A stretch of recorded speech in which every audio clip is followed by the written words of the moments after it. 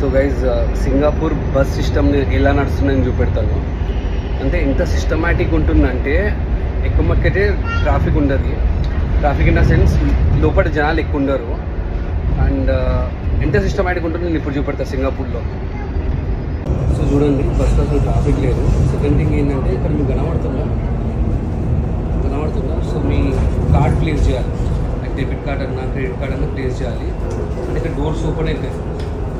ఈ door open కాగానే bus stop ఇప్పుడు బస్ స్టాప్ వస్తుంది చూడండి. సో ఇది బస్ స్టాప్ అనుకోండి. యా కానీ ఎక్కుతున్నాను, మీకు అర్థమైపోతుంది.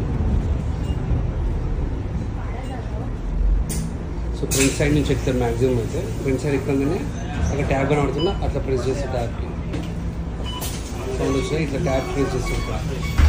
సో డెబిట్ కార్డ్ లెక్కించి లేకపోతే క్రెడిట్ కార్డ్ లెక్కించి $2 అన్నా $3 అన్నా కట్ అవుతుంది.